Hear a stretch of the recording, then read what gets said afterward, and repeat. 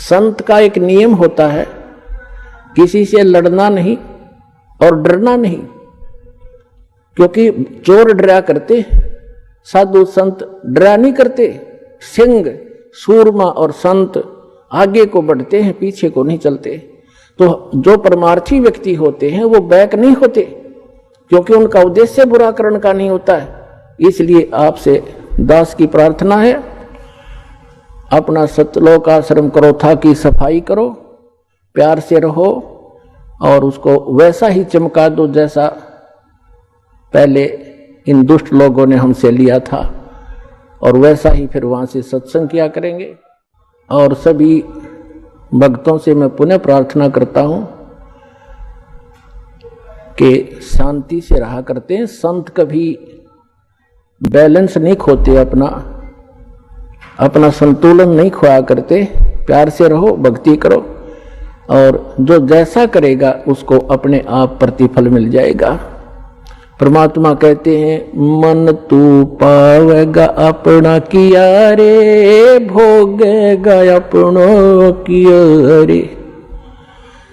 मन तू पावेगा अपना किया रे, भोगेगा अपनों किया रे। भाई मीरा बाई को मारन लगे जहर का प्याला प्यारे, मीरा बाई को मारन लगे जहर का प्याला प्यारे। पीवत ही अमृत हो गया सर्द ही और मन तू पावेगा अपना किया रे, भोगेगा अपना किया रे। प्रहलाद भगत की पैज नवारी, धर नरसिंह अवतारे। नरसिंह रूप धरे नारायण, वो खंभ पाड़ के आए, मन तू पावेगा अपना किया रे, भोगेगा अपना किया रे। पुण्यात्माओं, इस दास को 21 महीने जेल में रखा गया झूठा केस बना के। कोई बात नहीं, परमार्थ के लिए कितने ही दिन तक जेल का चाहे कुछ भी संघर्ष करना पड़े, एक बार ये मिशन दास का आप बच्चों का सफल हो गया, पूरा विश्व सुखी होगा, पूरा विश्व सुखी हो जाएगा। सारी बुराई छूट जाएंगी, बीड़ी शराब मांस तमाकू परमात्मा के बच्चे तुरंत त्याग देते हैं, ये वैसे नहीं छूटते। कबीर भगवान की शक्ति से अंदर नफरत पैदा हो जाएगी, चोरी के, जारी की, मिलावट की, रिश्वतखोरी की, ये सब बुराई छूटेंगी। और परमात्मा का आदेश है कि पूरे विश्व में एक बार सतयुग जैसा माहौल होगा, जब हमने ये पता लग जाएगा कि जिस उद्देश्य के लिए मनुष्य जीवन प्राप्त है और वो सफल कैसे होगा, वो आपके पास सभी प्रमाणित ग्रंथों से वो साधना आपके पास उपलब्ध हुई। परमात्मा का कथन उनके द्वारा बोला गया वो वचन परमेश्वर की अमर वाणी में विद्यमान है कि जब 5500 वर्ष कलयुग बीत जाएगा, तब एक संत, एक महापुरुष पूरे विश्व का कल्याण करने के लिए कबीर भगवान कह रहे थे मेरे द्वारा भेजा जाएगा। अब वो कह रहे थे कि मैं स्वयं ही आऊंगा उसमें। गरीबदास वाले पंथ में आगे चल के आपको बहुत बार दिखाया है। आज हम प्रोग्राम कुछ अन्य दिखाने जा रहे हैं जो पहले टेलीकास्ट हो चुका है, इसलिए थोड़ा सा शॉर्ट में बताऊंगा। तो परमात्मा ना आए तो दास को भेज दिया, तो उसमें परमात्मा ने कहा है कि जब 5500 वर्ष कलयुग बीत जाएगा, एक महापुरुष आएगा और पूरे विश्व को सतनाम सतज्ञान और कंप्लीट स्पिरिचुअल नॉलेज बताकर और पूर्ण भक्ति विधि देकर सबका कल्याण करेगा। और सभी भक्त, सभी जनता शांति से रहा करेगी, भगवान से डरा करेंगे। और जब भक्ति सत करोगे, परमात्मा के घर में कोई कमी नहीं, आपके घर भर देगा। ये सत्कर मान लियो, आपके घर भर देगा दंते।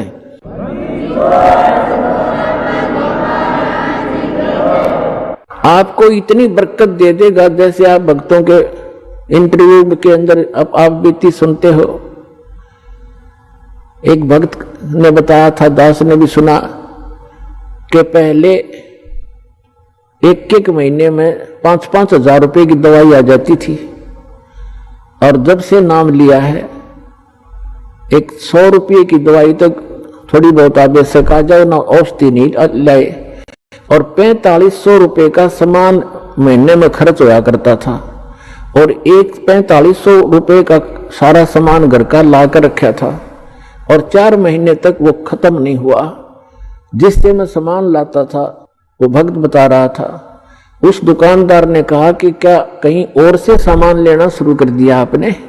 तब उसने बताया कि भी पता नहीं, जिस दिन से हम सतलोक आश्रम बरवाला के अंदर दीक्षा प्राप्त करके आए हैं, हमारा तो कुछ खर्चा ना होता, नौका नहीं उधर है, और 4-5 महीने हो गए। तो पुण्यात्मा, एक तो बीड़ी, तम्बाकू, शराब ये छूट गई, और भगवान की कृपा होगी, बुराई जो बीमारी रोग था वो खत्म हो गया, वो सारी बचत होगी, और फिर परमात्मा का आशीर्वाद। आप देखते हो, दास के साथ तो बहुत बार बना था। ऐसे समय में ये देखा करता था कि कल पैसे की आवश्यकता है, और पैसा है ही नहीं, थोड़े से रखे थे 500 रुपए। तो ऐसा दया करी दाता ने बहुत बार कि जहां 500 रुपए की आशा थी, 500 रुपए रखे होंगे, वहां पर 5-5 हजार रुपए दास को मिले रखे हुए। और मैंने सिर पकड़ पकड़ कर देख लिया, ये आए कहां से, इतना पैसा रखा ही नहीं मैंने कभी अलमारी के अंदर। और ऐसे बहुत गणे भक्तों के साथ बीती है, बहुतों ने बताया। तो परमात्मा क्या नहीं कर सकता? जब ये पृथ्वी बना सकता, ये नोट नहीं बना सकता कागज के? 1 सेकंड लग गए इसने, सारे ब्रह्मांड रच दिए जिसने। और वही परमात्मा झोपड़ी में बैठा करते थे, कपड़ा बुना करते थे, सारी सृष्टि के सृजनहार, सबके पालनहार। और ऐसे दुष्ट लोगों ने उनका भी बहुत बुरा विरोध किया था, कबीर भगवान का ऐसे जुल्म ढाए थे, जैसे आज दास के साथ ये कुछ दुष्ट लोग कर रहे हैं। कोई बात नहीं, भगवान सब सफलता देगा अपने को। हम परमार्थ के लिए लगे, हम किसी का बुरा नहीं सोचते ना करते। तो उस समय परमात्मा के नाम से चिट्ठी लिख दी गई थी, कबीर साहब के नाम से झूठी चिट्ठी लिख दी, झूठे अखंडी आचार्यों, शंकराचार्यों और गुरुओं ने। उस समय के जितने मंडलेश्वर का जी मुल्ला थे कि कबीर भंडारा करेगा, सबको झूठी चिट्ठी लिख दी। सब जगह, सब संतों के, पंथों के सब जगह भेज दी। 18 लाख व्यक्ति आगे निश्चित तिथि को, 18 लाख व्यक्ति, ये साधु संत और निमंत्रित, सबके पास चिट्ठियां चली गई।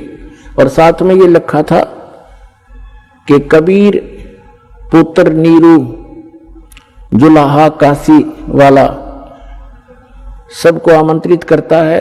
3 दिन का भंडारा होगा, सारे भोजन, लाडू, जलेबी, कचौड़ी, पकौड़ी, सब खीर खांड बनाए जाएंगे, हलवा। और प्रत्येक साधु संत को प्रत्येक भोजन के बाद एक दोहर माने कंबल होता था, बहुत सुंदर कंबल टाइप एक होती थी खद्दर की, वो दोहर होती बोलते थे, डबल। और एक असरफी देगा सोने की, यानी 10 ग्राम सोना। इस लालच में सारे डेरा वाले अपने चेलों को और सबको बुला ले। 18 लाख व्यक्ति सामने खड़े हो गए। जब रविदास जी को पता चला, ये दोनों महात्मा, परमात्मा और रविदास जी अधिकतर इकट्ठे ही रहा करते थे, तब रविदास जी ने कहा कि भगवान, आज तो इन्होंने कति जुल्म कर दिया, आपके नाम से चिट्ठी डाल दी, 18 लाख व्यक्ति चिट्ठी लिए खड़े हैं। कबीर भंडारा करेगा, दौड़ और मोहर असरफी देगा, 3 दिन का लिख रखा वहां लिख। कबीर साहब बोले, आजा बैठ जा रविदास, जिसकी आड़ लेकर बैठे हैं वो आप संभालेगा। गरीबदास वो राक्षसी जिनियो साजा साज।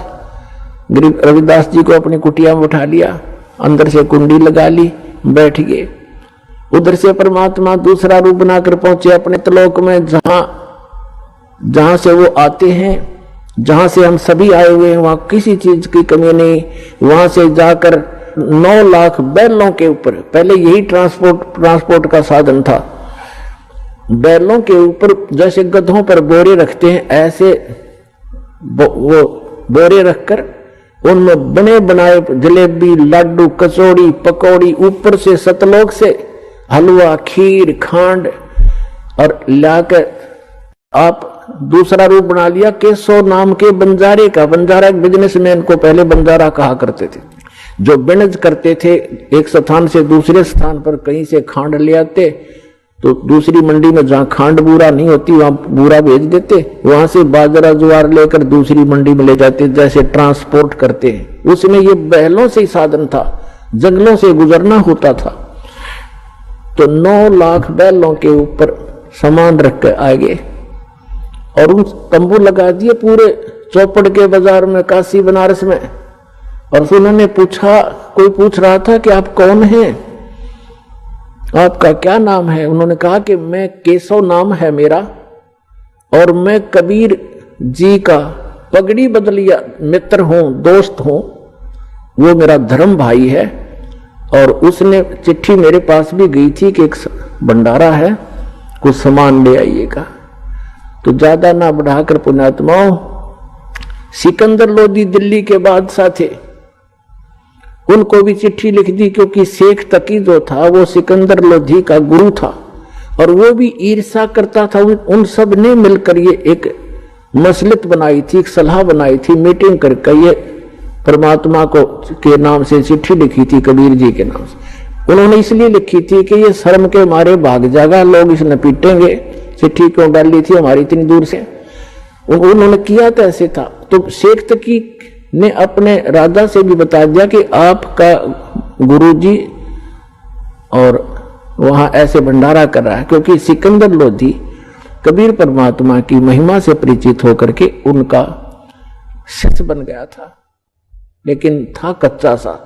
फिर भी राजा दिल्ली का काशी पहुंचा, उसने पूछा कि किससे, जो केशव रूप में बैठे थे भगवान, दूसरे रूप में एक बिजनेसमैन सेठ के रूप में, उससे पूछा सिकंदर लोधी ने कि आप कौन हैं?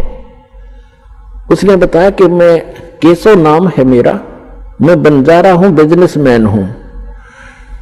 तो सिकंदर लोधी राजा ने पूछा दिल्ली के बादशाह ने कि कबीर जी से आपका क्या नाता है? कि वो मेरा मित्र है, मेरा धर्म भाई है, मेरा पगड़ी बदल मित्र है, यार है। और उसने मेरे पास संदेशा भेजा था कि भाई एक छोटा सा भंडारा करना है, कुछ सामान लेते आइएगा।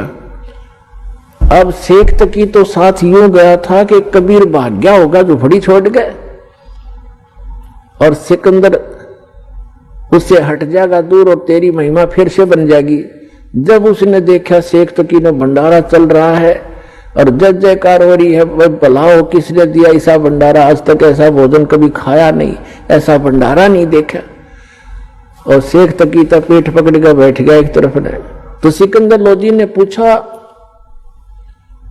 उस केशव रूप में बैठे परमेश्वर से कि कबीर जी क्यों नहीं आए?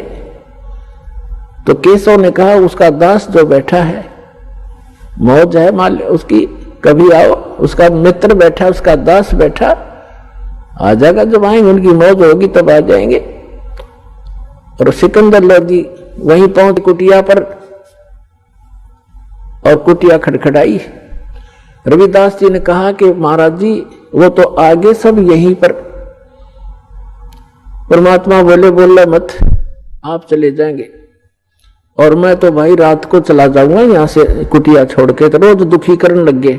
सिकंदर लोधी ने आवाज लगाई कि हे परवरदिगार, एक बार कुटिया का दरवाजा खोलो। कौन हो आप? अंदर से पूछा परमात्मा। आपका दास सिकंदर आया है दिल्ली से, आपके दर्शन करना चाहता है। कबीर साहब ने कहा राजन, मैं हो गया दुखी, मैं गरीब आदमी, अपने गुजारा करता हूं, कपड़ा बुनकर अपने परिवार का पोषण करता हूं। परमात्मा का अपना कोई परिवार नहीं था। एक लड़का मृत जीवित किया था शेख तकी की फड़क निकालने के लिए, और एक शेख तकी की लड़की कब्र में दबा रखी थी, मृत्यु के उपरांत वह जीवित की थी उस अल्लाह अकबर ने, कबीर साहब ने। वो दोनों बच्चे परमात्मा के साथ रहा करते थे। जीवित करके वो गए नहीं फिर कहीं पर भी। उन्हें मालिक के मुंह बोले बेटा बेटी, और दो मुंह बोले माता पिता थे, नीरू और नीमा, उनसे जन्म नहीं था, वो मालिक तो सहसरी आए थे। तो परमात्मा ने कहा कि मैं तो अपने कुटुंबे का, अपने परिवार का पोषण करता हूँ कपड़ा बुनकर, और मेरे साथ महाराज जी बहुत बुंदी कर दी, मेरे नाम से झूठी चिट्ठी डाल रखी है। मैं तो आज रात काशी में रहूंगा और रात में अपने परिवार को लेकर यहाँ से निकल जाऊंगा, ये मुझे जीने नहीं देंगे, यहाँ पर बहुत तंग कर लिया। तब सिकंदर लोदी कहता है परवरदिगार आप किसी और को तो बहका सकते हो, अपने दास को नहीं। एक बार दरवाजा खोलो मेरे दाता, आपने जय जयकार कर रखी है, भंडारा खोल रखा है, ये दाता आप तो अपने को छुपाए रहते हो, आप में यही एक खासियत है। सिकंदर लोदी ने कहा एक बार दर्शन दे दो मुझको, बहुत दूर से आया हूं। तब वो दरवाजा खुलवा दिया, समेत मुकुट के सिकंदर लोदी चरणों में गिर गया और प्रार्थना की कि हे परवरदिगार सभी आपकी दर्शन की इंतजार कर रहे हैं, आपकी जय जयकार हो रही है, आपका मित्र वहां पर भंडारा कर रहा है, आप चलिएगा। परमात्मा बाहर निकले, चौपड़ी से जब बाहर निकले आकाश से फूलों की वर्षा हुई कबीर भगवान के ऊपर, फूलों की वर्षा आकाश से, सतलोक से।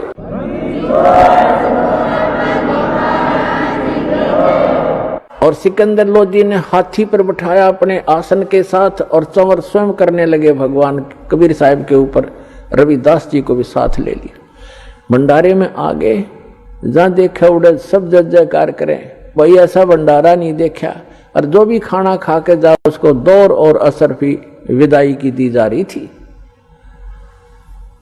कहने का भाव ये है पुण्यात्माओं, 3 दिन तक भंडारा चला।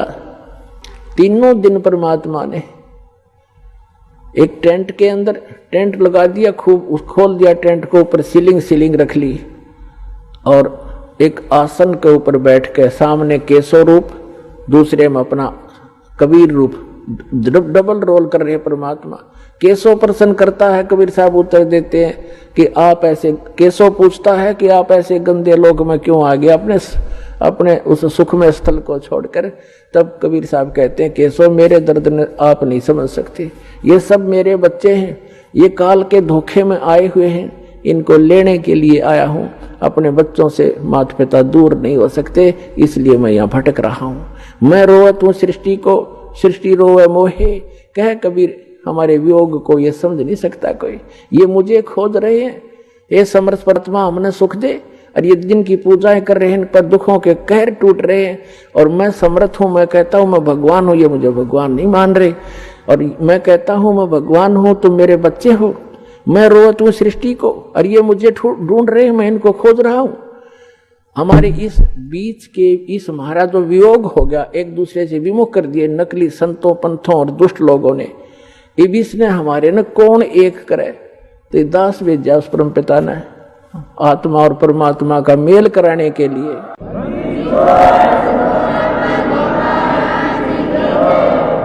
तो जब चलने लगे 9 लाख बैलों पर टेंट का सामान लाद लिया, और परमात्मा ने कहा चलो बच्चों, उस केशव ने कहा कि वे चलो साथ में, वहां से सतलोक के भक्त आए हुए थे यहाँ पर सेवा करने के लिए। इस कंगाल लोक में कितना इतना 18 लाख व्यक्ति, राष्ट्रपति नहीं जमा सकता 18 लाख आदमियों ने सुबह उठते ही, चाहे कितना कि मैं बना रहो, तो प्रधानमंत्री नहीं खिला सकता इतना मोहन भोजन, और कितना बड़ा सेठ। 18 लाख एक बारात में 200 आदमी आ जा, 10 दिन पहले चिंता हो जाती है, हलवाई लाओ फलाना लाओ, और मर पूरा फिर भी ना पाटे, फिर भी काम ना चले।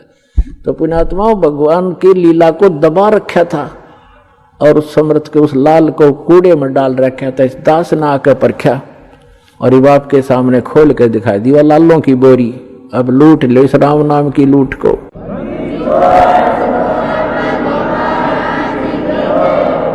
अब क्या होता है, केशव और कबीर परमात्मा, सिकंदर लोदी, शेख तकी और सैनिक खड़े। तब सिकंदर लोदी ने कहा कि शेख तकी देखा आपने मेरे गुरुजी का भंडारा, तब शेख तकी क्या कहता है, ऐसे ऐसे भंडारे हम सब कर दें, इसने तो ऐसा महोत्सा सा किया है। पुण्यात्मा, महोत्सा कहते हैं जैसे कोई कंपलसरी हो ना, जैसे कोई बता दे कि तूने इतने जमाने पड़ेंगे, इतने पंडित जमाने हैं, या इतना देना पड़ेगा दान धर्म, कोई मजबूरी हो तो वो घटिया मार जाया करे, फॉर्मलिटी करता है, उसको महोत्सा कहते हैं। और जगजोनार खुशी में किया करते हैं, जैसे किसी के गढ़े दिनों में कोई पुत्र प्राप्ति होती थी तो उसकी न्यारी खुशी होती थी, खूब भोजन थे, भंडारे थे, घी से हलवे से खुले हाथ से बरता है, उसको जगजोनार कहते। तो गरीबदास जी कहते हैं कि कोई कहे जगजोनार करी है और कोई कहे महोत्सा, और बड़े बड़ाई करा करें ये गाड़ी का डे ओछा। जो शेख तकी तो ओछा था, घटिया इंसान, अन्यों के क्या किया है इसने, यानी उसका वो तो उसका पक्का विरोधी था, भगवान का दुष्ट था वो, इतना कुछ देख कर भी नो कहे इसने क्या किया, महोत्सा सा किया है। तो यहाँ गरीबदास जी कहते कोई कहे जगजोनार किया, वह कमाल कर दिया, ऐसा भंडारा देखा ना सुना, और कोई कहे महोत्सा और बड़े बड़ाई करा करें ये गाड़ी काटे ओछा। तो उसी समय क्या हुआ, सिकंदर लोधी ने कहा, केशव जी आपके बंजारे और बैल तो बहुत दूर चले गए होंगे, दरिया से निकलकर गंगा को जो पार करने लगे वो बैल, उससे पार होना था दरिया से, गंगा से, तो गंगा एकदम नीचे उतर गई, घुटना पानी रह गया उन बैलों के। तो सभी हैरान थे देखने वाले, राजा भी और भी, कि एकदम गंगा इतना डाउन फारगी और उनके पार निकलते फिर फुल स्विम पे होगी। उन्होंने सोची कोई ना, ऐसा दरिया का ऐसा होता ही रहता है, वह तो बात इतनी ध्यान करी नहीं उन्होंने। तब उन्होंने कहा सिकंदर ने कि केशव आपके बंजारे, आपके में वो साथी चले गए होंगे। सभी ने उधर दृष्टि की तो आसपास ना कोई बैल ना बंजारा, नहीं तो 9 लाख बैल यहां से लेकर इशार कर जाए तो भी थोड़े स्थान थोड़ा रहे।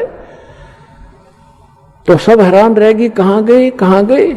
इतना कह ही रहे थे, केशव सामने खड़ा था और कबीर परमात्मा के अंदर समा गए, अकेले कबीर भगवान वहां पर रह गए। बोलो सतगुरुदेव।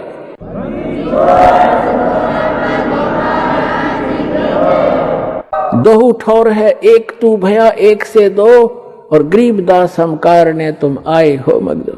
तो कहने का भाव दास का ये था पुण्यात्माओं कि जो परमात्मा शिक्षा देने के लिए कि तुम ऐसा विश्वास करियो मेरे पे, और फिर देखना आपके ऊपर कोई आपत्ति आओगी कैसे खड़ा मिलूंगा। और क्या बताना चाहा था, जो परमात्मा 18 लाख व्यक्तियों को और 3 दिन तक भोजन भंडारे, लड्डू जलेबी कचौड़ी पकौड़ी और दोहर और असरफी दे सकता है, एक झोपड़ी में बैठा व्यक्ति, वो समर्थ कितना है। और आपको क्या नहीं दे सकता, पूरे विश्व को खिला सकता, वो पूरे असंख्य ब्रह्मांडों को 1 सेकंड में सब कुछ भर दे, हरा भरा कर दे इस पृथ्वी को, और आपका घर भर दे पूरा। अगर विश्वास करोगे तो ये सत्कर मान लेना, उस समर्थ का सहारा आपको है। तो समर्थ का शरणाग हो रंग होरी हो, भाई कदे न हो ए काज राम रंग होरी हो। समर्थ का शरणा मिल गया आपको, आपका कभी कोई हानि नहीं होगी यदि मर्यादा में रहोगे। बोलो सतगुरुदेव।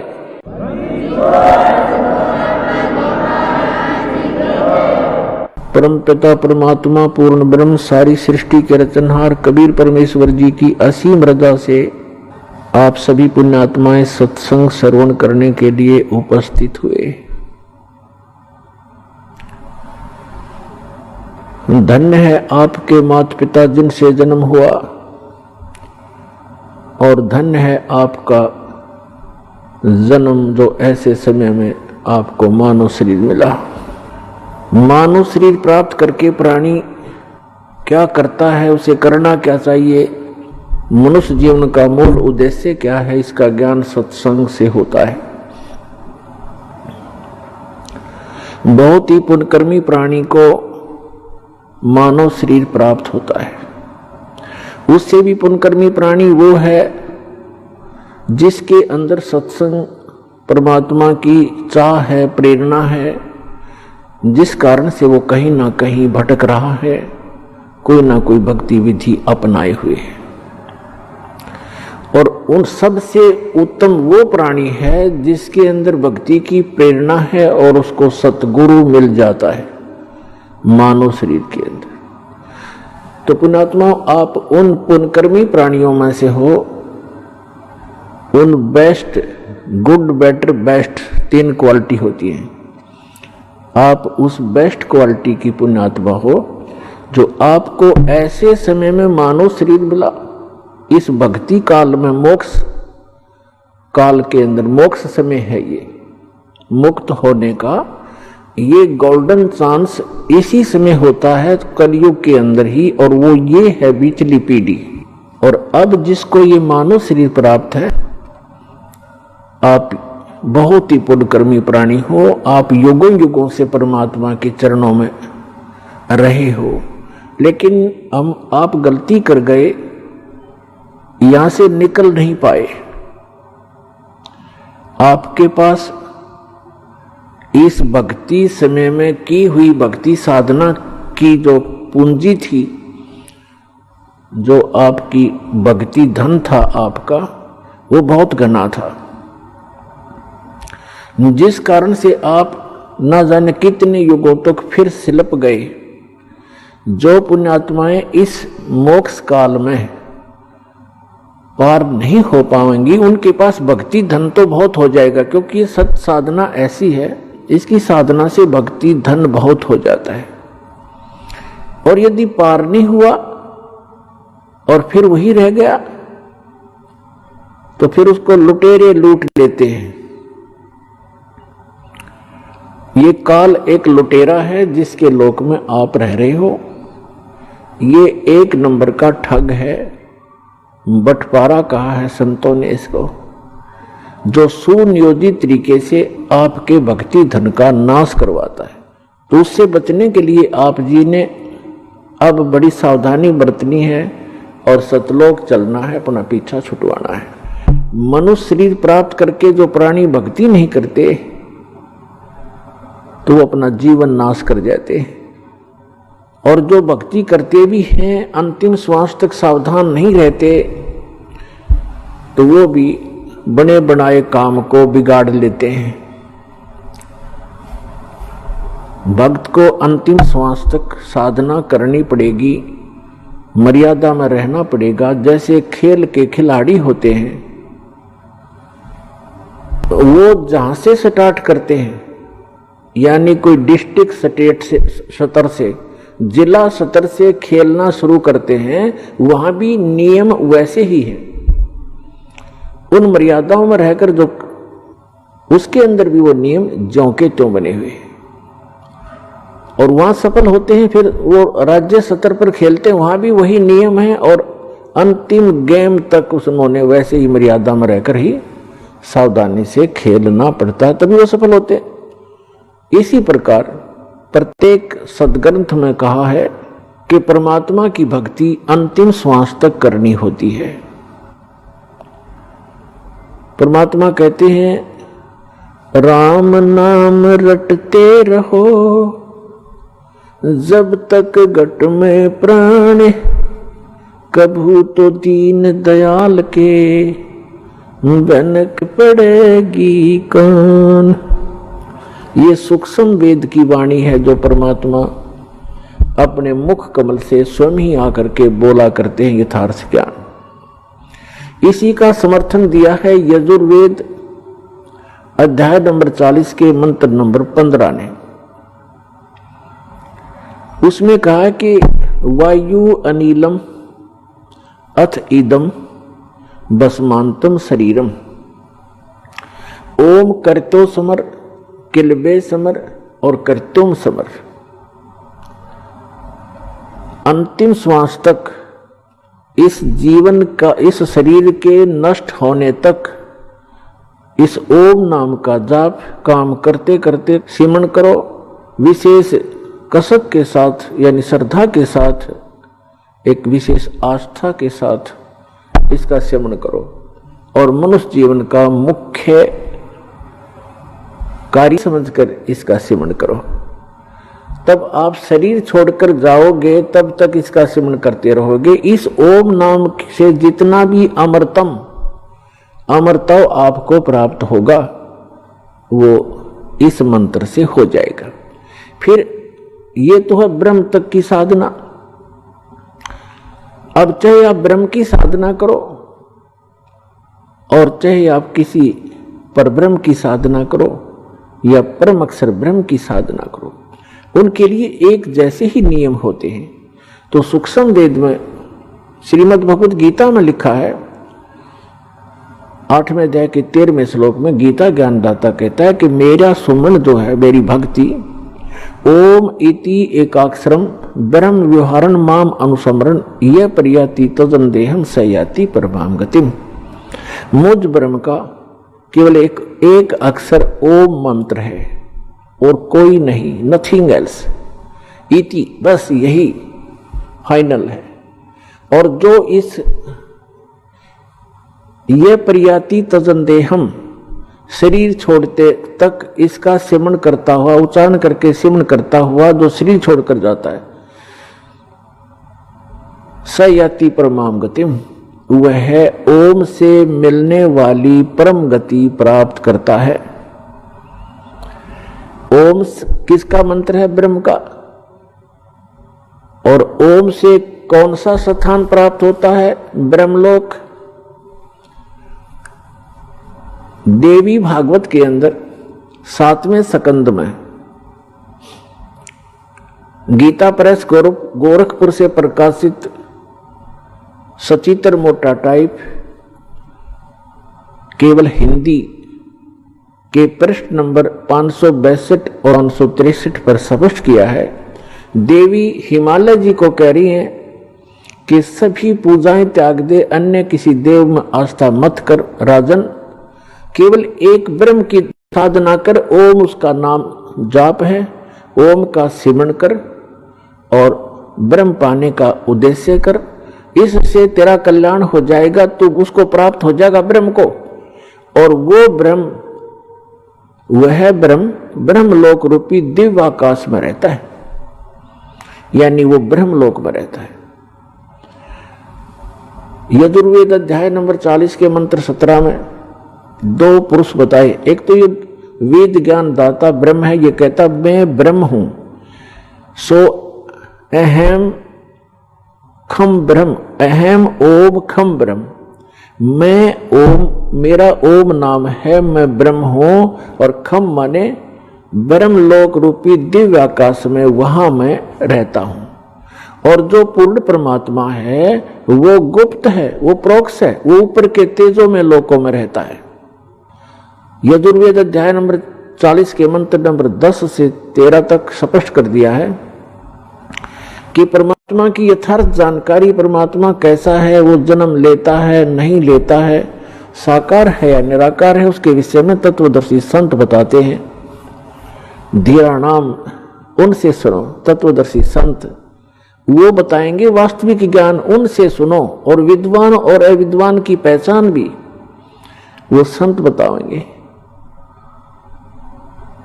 फिर श्री मद भगवत गीता अध्याय नंबर 4 के श्लोक नंबर 32 में वर्णन किया है कि यज्ञों की विस्तृत जानकारी सच्चिदानंद घन ब्रह्म के मुख से बोली हुई अमर वाणी कबीर वाणी के अंदर विस्तार के साथ कहा गया है। वो तत्व ज्ञान है, उसको समझने के बाद प्राणी फिर पूर्ण रूप से सब कर्मों से मुक्त हो जाता है। चौथे अध्याय के 34वें श्लोक में गीता जी में कहा है उस तत्व ज्ञान को तत्वदर्शी संतों के पास जाकर समझ, वो तत्वदर्शी संत तुझे उस तत्व ज्ञान का उपदेश करेंगे। इस अध्याय के गीता ज्ञान दाता तो उस परम अक्षर ब्रह्म की, उस सच्चिदानंद घन ब्रह्म की जानकारी भी नहीं रखता, उसके पाने की विधि उसके पास नहीं है। उसके लिए परमेश्वर स्वयं आते हैं, अपना अमृत ज्ञान आपके लिए यहाँ भरकर चले जाते हैं अपनी अमृत वाणी में, फिर अपने गवाह बनाते हैं प्रत्येक युग में। अब कलयुग में जो उन्होंने अपने साक्षी बनाए हैं आदरणीय धर्मदास साहिब जी बांधवगढ़ वाले। उनको परमात्मा मथुरा में मिले, जहां पर वो अपने हिंदू धर्म के गुरुओं द्वारा बताई हुई साधनाओं के आधार से तीर्थ यात्रा पर निकला हुआ था। उनको ज्ञान दिया, सच्चाई से परिचित कराया। उसके बाद वो प्यारी आत्मा परमात्मा के चरणों में पड़ के बुरी तरह रोई। फिर उसको परमात्मा सतलोक लेकर गए, जहां से हम आए थे, और जो वो सुखमय स्थान है जहां कभी जरा और मरण नहीं होता, जहां वृद्ध अवस्था नहीं है, जहां मृत्यु कभी नहीं होती। फिर उनको तीसरे दिन वापस छोड़ा तो वो परमात्मा कबीर साहिब के गवाह बने कि परमात्मा कबीर आप ही परमात्मा हो। क्या बताया है कि आज मोए दर्शन दियो जी कबीर, आज मोए दर्शन दियो जी कबीर, अमर लोक से चलकर आए काटन इस काल की जंजीर। अमर लोक से चलकर आए, आप सीधे सहसरी गाते हैं। तो पुण्यात्मा उसके पश्चात उन्होंने अपने गवाह बनाए आदरणीय स्वामी रामानंद जी काशी वाले। उनको सचखंड लेकर गए। वो योगी पुरुष अपने आप में योगी पाक रहे थे। चारों वेदों और गीता पुराण आदि के वो ब्रह्मज्ञ ज्ञाता प्रसिद्ध हो रहे थे। जब परमात्मा ने बताया कि स्वामी जी 4 वेद और पुराण 18 ये एक उजड़ जेरा है, तत्व ज्ञान परम साहिब का वो तो ज्ञान उचेरा है। रामानंद जी वेदों पर गर्व करते थे, पुराणों और गीता पर गर्व करते थे कि इस कंप्लीट स्पिरिचुअल नॉलेज है, संपूर्ण अध्यात्म ज्ञान है। परमात्मा ने कहा कि ये तो एक उजड़ घेरा है, ये 4 पुराण और वेद 18 ये एक उजड़ घेरा है, इससे निकल नहीं सकते इस साधना से, ये इनकम्प्लीट है। फिर रामानंद जी के भ्रम को निवारण करने के लिए सचखंड लेकर गए। वहां देखा अपना वास्तविक स्थान और परमात्मा बैठे सिंहासन पर, राजा के समान, सिर पर मुकुट, सफेद छत्र और राजा की तरह अनंत कोट ब्रह्मांड के संचालक के सिंहासन पर विराजमान प्रभु को देखा उस 5 वर्ष के बालक के रूप में, और फिर अपना वास्तविक रूप बनाया, फिर बालक रूप धारण किया, फिर उस महापुरुष को वापस छोड़ दिया। तब स्वामी रामानंद जी ने कहा था कि 2 ठोर है एक तू, 2 ठोर, वहां भी आप हो यहां भी आप हो, 2 ठोर है एक तू भया एक से 2, और गरीबदास हम कारणे आए हो मगजो। तुम साहिब तुम संत हो, तुम सतगुरु तुम हंस, गरीबदास आपके रूप बिना और न दूजा अंश। भक्त पहले तो विद्वान पाक रहे थे, मैं ऋषि को आवे थे स्वामी रामानंद पंडित जी। फिर कहते मैं भक्त मुक्त हुआ, मेरा भरम कर्म भयो नाश, गरीबदास निज ब्रह्म तुम, यानी निज ब्रह्म यानी वास्तविक भगवान आप हो, मुझे हुआ दृढ़ विश्वास। तुम स्वामी मैं बाल बुद्धि, ब्रह्म कर्म भयो नाश, गरीबदास निज ब्रह्म तुम हो गया दृढ़ विश्वास। तो पुण्यात्माओं ये दूसरे गवाह उस कबीर भगवान के। तीसरे आदरणीय मुल्कदास साहिब जी को परमात्मा मिले, कहते 100 छल छिद्र मैं करूं अपने जन के काज, और हिरण्यकशिपु जो मार दो मैं नरसिंह धर लूं साज। एक समय परमेश्वर कबीर जी इस धरातल पर आए हुए थे। जैसे ये क्या करते हैं परमात्मा, कई प्रकार से लीला करते हैं। ये 3 सतिथि में रह करके अपने सभी ब्रह्मांडों को चलाते हैं, सब जीवों की संभाल करते हैं। एक सतिथि में ये सतलोक में रहते हैं अपने ही अन्य रूप में,